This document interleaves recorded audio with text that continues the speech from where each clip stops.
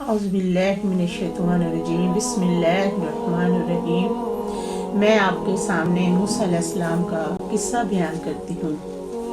موسیٰ علیہ السلام جبکہ اللہ تعالیٰ کے لاڈلے نبی تھے، انہوں نے ایک دن اپنے اللہ تعالیٰ سے درخواست کی کہ اللہ جی میں آپ کو دیکھنا چاہتا ہوں۔ اللہ تعالیٰ نے فرمایا کہ موسیٰ علیہ السلام تو مجھے دیکھ نہیں سکتا۔ اس نے کہا نہیں اللہ جی میں نے آپ کو دیکھا ہے۔ تو پھر اللہ تعالیٰ نے فرمایا موسیٰ علیہ السلام تو ایسا کر تو دوسرے پہاڑ پر چڑھ جا اور میں اس پہاڑ پر تجلی ڈالتا ہوں اپنی، اگر یہ پہاڑ اپنی جگہ پر ٹکا رہا تو مجھے دیکھ سکے گا۔ اب جب اللہ تعالیٰ نے سوئی کے نکے میں سے تجلی ڈالی پہاڑ پر تو پہاڑ سیاہ کولا بن گیا، جل کے کولا بن گیا اور موسیٰ علیہ السلام بے ہوش ہو گئے۔ اور جب موسیٰ علیہ السلام کو ہوش آیا نا تو موسیٰ علیہ السلام نے کہا اللہ جی مجھے معاف کر دے، اللہ جی میری توبہ، اللہ مجھے معاف کر دے۔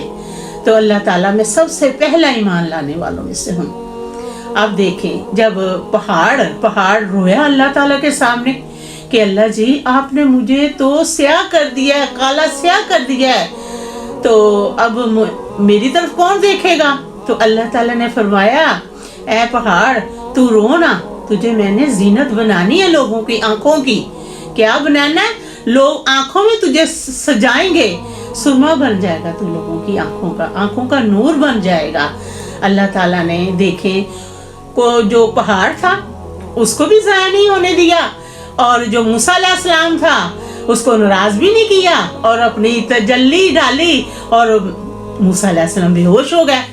اب دیکھیں کہ نور کو بھی کوئی دیکھ سکتا ہے، کہ جیسے کہ حضرت عائشہ رضی اللہ عنہ سے پوچھا گیا آپ صلی اللہ علیہ وآلہ وسلم شب معراج پر جب گئے ہیں، جب وہ اتحیات جب ہم نماز پڑھتے تو ایسے اتحیات کی طرف بیٹھ گئے ہیں، تو کیا آپ صلی اللہ علیہ وآلہ وسلم نے اللہ تعالیٰ کو دیکھا ہے؟ تو حضرت عائشہ رضی اللہ عنہ نے فرمایا کیا نور کو کوئی نور دیکھ سکتا ہے؟ دیکھیں اللہ تعالیٰ اپنے بندوں پر کتنا کرم کرتا ہے، اتنا پیار اللہ تعالیٰ فرماتا ہے نا اپنے بندوں سے۔ تو نبی پیغمبر رسول تو معصوم ہے۔